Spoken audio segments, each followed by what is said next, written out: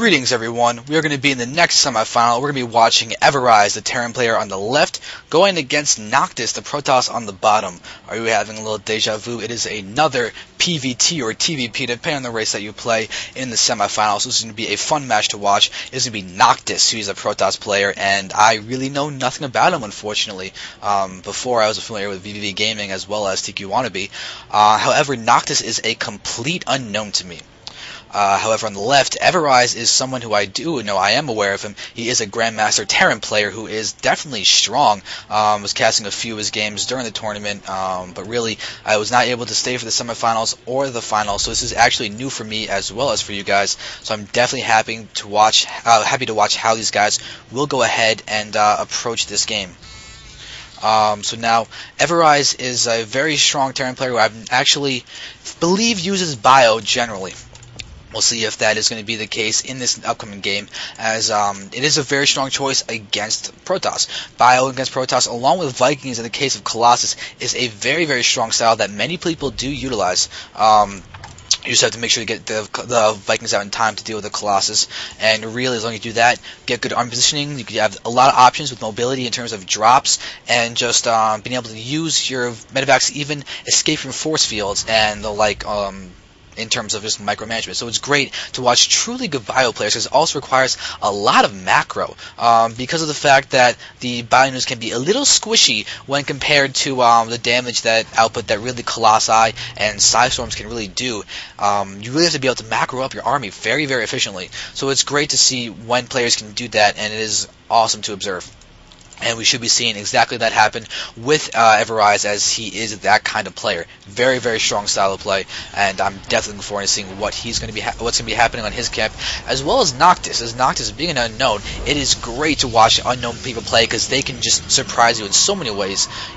They could just pull out and be incredible players. Like, for example, Noctis could just come out and be the next Liquid Hulk for all I know, and it'd be great to watch him, because I can say, yes, I saw him in the semifinals of the CASL, and watching him play was truly a treat. Now, Noctis is going to go ahead, and so far it looked like he's doing nothing normal, no proxies. At least I'm looking at the field, and there is not, wait a second. We could be seeing a proxy, as this probe is running around the top, though it could just try to be escaped from the Marine, which it looks like that might be the case, unless it's actually attacking the Mengsk statue. So apparently this probe has someone against Mengsk, but hey, who doesn't? The Dominion can be a little oppressive. But who knows? Everize might be a part of that. We don't know. But Everize, however, is going for a fast expand, a 1 Rax fast expand, with a sort of pseudo no gas fast expand, as this gas that's coming up is much faster than the no gas fast expand that tQWannaBe employed in the last semifinals. So it's great to watch to see how he's actually going to be able to change this out. Now, here is that probe. I believe this was the one that was attacking Mengsk. Or nope, this was the one that was attacking Mengsk, as it does have only 4 health. Barely got out of here alive. But now we're seeing Everize going to run around and get a bunker up very, very quickly to try and make sure that he can take out this next base, get this next base up as fast as he possibly can. Now, oh, actually, yeah, that's still up. That's kind of backwards, but so we're gonna go ahead and just ignore that was up, as these was actually on the wrong sides for the players, unfortunately. But we can't just always watch the food counts up here in the top right.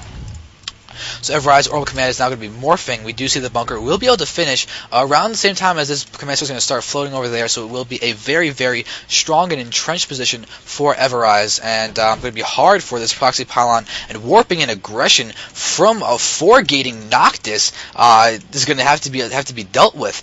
Noctis could do a lot of damage to Everize in this phase, but Everize could just get in a few more bunkers, repair, and it looks like he's actually going to go ahead and just scrap this expansion altogether, or at least getting that expansion, as he is now producing bunkers up in the high ground, but keeping the lower bunker with just 3 Marines in it to actually try and defend this. This is a very intriguing position for Everize. He has now left with those Marines, probably going to start salvaging it, or just use it to tank a little bit of damage from Noctis' army, or just threaten Noctis, make sure that Noctis can't actually press the front. But now Noctis is going to realize that there's nothing in it. It's going to go ahead and get salvaged, and it will get salvaged successfully, and now Everize is going to be able to repair all of these units. Oh, Noctis is mismicroing a little bit. It's going to actually punish him a lot. Everize just needs to click the auto repair there, and now he's going to completely reject Noctis.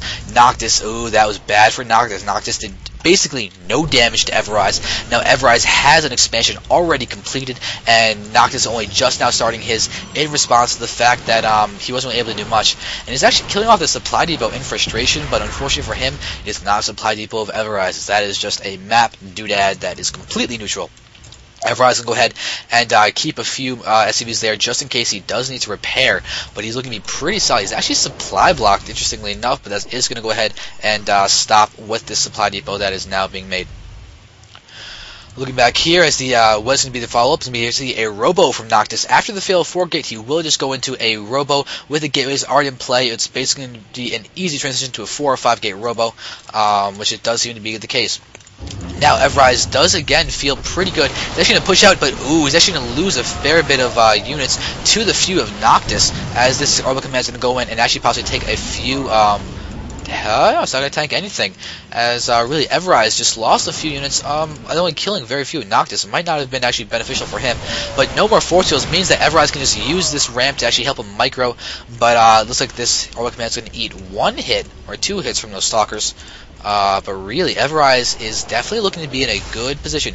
This Orbital Command is just bringing up energy for another mule, so that's definitely okay that he's not able to land it, as Noctis just now finishes Nexus. The Nexus is a little bit delayed in terms of what he would rather have, but in all honesty, he's able to do a little bit of damage once his units moved out. So once again, he is actually not looking to be in a bad position. Everize is definitely looking to be in a better position, but by no means is it over for Noctis. Noctis does have another sentry out as well, so he's going to do a great job of actually containing Everize inside his base. This is a perfect follow-up to a failed 4-gate. Just make sure that Terran cannot get their economy up higher, because Terran has to fear the fact that he could have force fielded in half and take a lot of losses.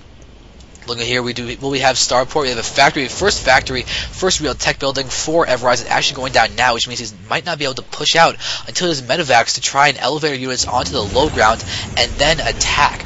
So he's going to go ahead and salvage those bunkers and just continue to produce units, but really Noctis knows exactly what's going on with this observer. He could actually move his stalkers over here onto this low ground down there to start attacking up into the supply depot, and then force field once these units try and save that, but does not seem to be the case, as Everize is just continuing to mass up a bio ball, while Noctis is actually going to be able to macro up a ton with both of his bases' income.